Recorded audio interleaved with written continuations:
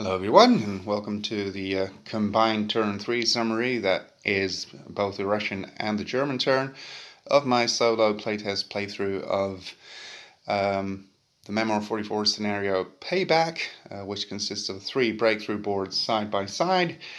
And well, what happened on this turn, the Russians played on their left-hand board. They played 2 in the center and 2 on the move. In the middle, they played an attack card, 3 units in the middle and 1 on the move. And on the right, they played medics and mechanics. So to start with the left board, they attacked a German unit here. These tanks did something. This one was later forced back. One of them eliminated 1 artillery piece, not the entire unit, just 1 piece. And here, this unit was actually eliminated. So this, well, normally speaking, it would be a medal for the for the Russians. But in this case, it's a depleted unit, and depleted units do not yield any medals. But it, there is some less resistance. And on the reinforcement, ground reinforcement roll, they got a partisan unit. You can place them when you get them in any forest, a marsh, or woods hex, but I don't want to make them too strong, so I don't want them to move or battle on the turn that they enter. So that is something I've decided to do, not to make them too strong. In the center, what happened? This unit moved from this forest hex to that one and eliminated an artillery piece as well. French resistance units, so in this case Russian partisans, but they function the same way. They can enter a terrain hex and still battle. This tank unit probably removed another mine field, and it attacked as well, but I don't think it actually caused any damage. What else happened? This unit moved over here. This was an on the move. And apart from that, I don't think they actually got any reinforcements as far as I remember. On this board, finally, this unit moved forward. The mine-sweeping tanks, they played the medics and mechanics, and so it got an extra figure. Because it was down to 2, it got back to 3 and it attacked. It eliminated 2 German units here. These Russian tanks were also, because of the medics and mechanics card, they were also allowed to move on. I believe they didn't actually cause any hits. And here they got, as a ground reinforcement, they got a flame-throwing tank. Now let's have a look at the German side of the board.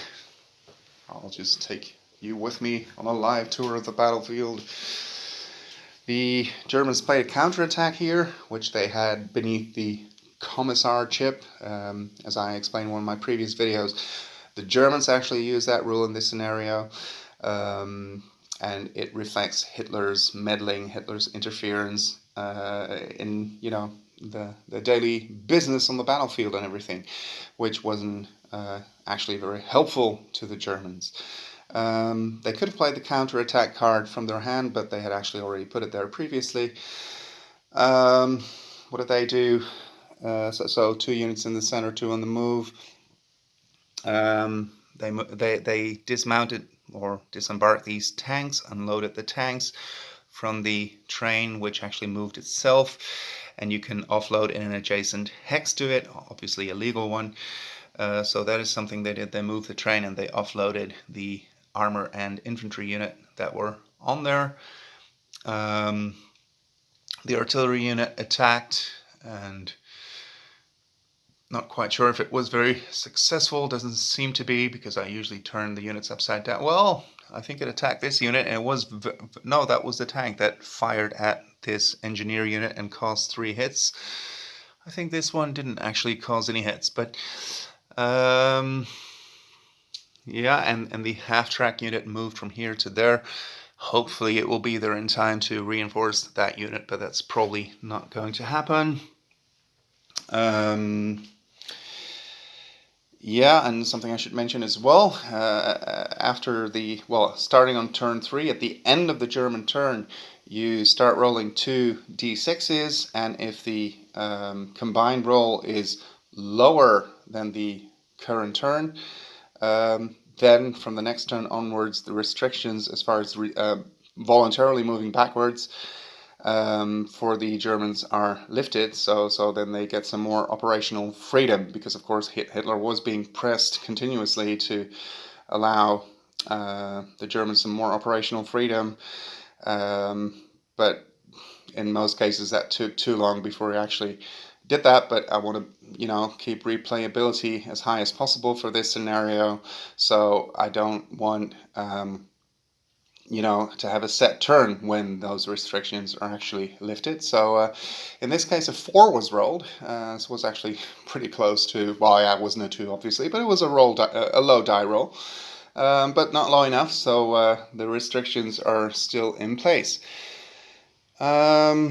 Here, the Germans played an air power card, and they attacked these units over here, and they caused a hit in each of the hexes. In this scenario, I believe it's partially the Blitz rules or something. The Germans actually roll 1 die for the air power card, and the Russians roll 2 per hex. And on this board, finally, they play 2 in the center and 2 on the move. This unit fired, and it scored a hit on the tanks. This unit fired at the partisan unit, but it didn't cause any hits.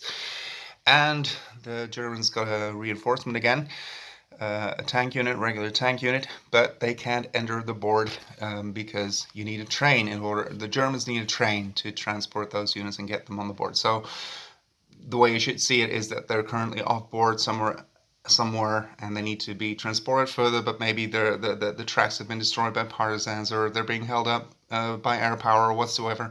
So first, a train needs to move here to pick them up and unload them, have them disembark in or adjacent to a town hex, obviously if it isn't already occupied, and it can also be occupied by the train itself, because that constitutes a unit as well.